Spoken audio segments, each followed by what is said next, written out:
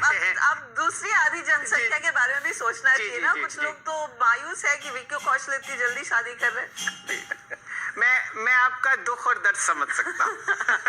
Either ways, take Mahindra पर focus करेंगे आज। हमें भी वैसे देखिए खबरें कम है तो इधर उधर की खबरों पर भी नजर रखनी पड़ती है, लेकिन टेक महिंद्रा आज इंपॉर्टेंट रहेगा।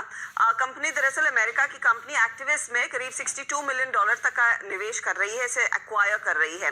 और एक्टिविस्ट और टेक महिंद्रा की जो मिलकर एंटिटी बनेगी, उसकी खासियत यही है कि दरअसल वर्क फ्रॉम होम सॉल्यूशंस पर ज्यादा जोर देने वाले हैं, क्योंकि कई कंपनियां या तो हाइब्रिड मॉडल अपना रही या फिर अपने कर्मचारियों को कह रही हैं कि ज्यादा समय तक वो घर से काम कर सकते हैं। अब एक्टिविस्ट की खासियत क्या है?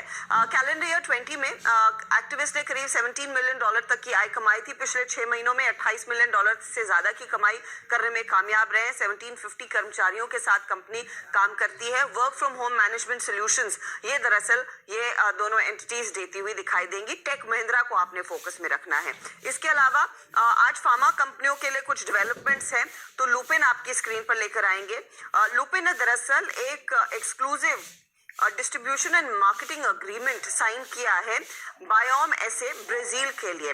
अब इस अग्रीमेंट के तहत वो दरअसल जो कीमोथेरेपी के लिए बायोसिमिलर यूज होता है, उसकी बड़े पैमाने पर मार्केटिंग और डिस्ट्रीब्यूशन करने वाले हैं ब्राजील के मार्केट में। यहाँ पर माना जा रहा है कि ये मार्केट बहुत बड़ा होता हुआ दिखाई देगा इन द कमिंग ईयर्स। पेगफिलग्रास्टिम ये नाम आपने सुना होगा कई दफा। मैंने पहली बार सुना था जब किरण मजूमदार शॉ ने दरअसल इसका जिक्र किया था। वो बायोसिमिलर है जो लुपिन भी बनाती है, और उनके लिए दरअसल ये करार इन्होंने किया है कि ब्राजील के मार्केट में इसे डिस्ट्रीब्यूट और मार्केट करेंगे। इसके अलावा एरिस लाइफ साइंसेस के लिए भी ये डेवलपमेंट है। दरअसल इन्होंने एक जॉइंट वेंचर में साइन किया है एमजी बायोफार्म के लिए। ये जेवी दरअसल human insulin and insulin analogues को सोर्स करेगा, मार्केट करेगा और डिस्ट्रीब्यूट करेगा। अब इस जेवी में एरिस के हाथ करीब करीब 70% की हिस्सेदारी होगी, बाकी 30% एमजे बायोफार्मा के हाथ होगी।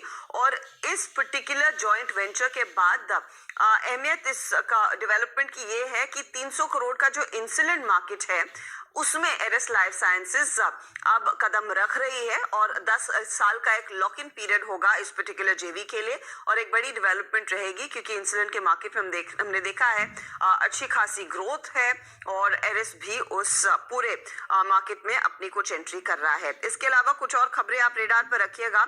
परसिस्टेंट सिस्टम्स, यहाँ पर दरअसल एचडीएफसी म्यूचुअल फंड ने अपना स्टेक रिड्यूस किया है, 2% से स्टेक हटाया है। इन्होंने तकरीबन 15.5 लाख शेयर बेचे पिछले हफ्ते, और यहाँ पर देखिएगा जो पहले 7.2% का हिस्सा था वो घटकर अब 5.14% के आसपास रह गया है। तो ये डेवलपमेंट है।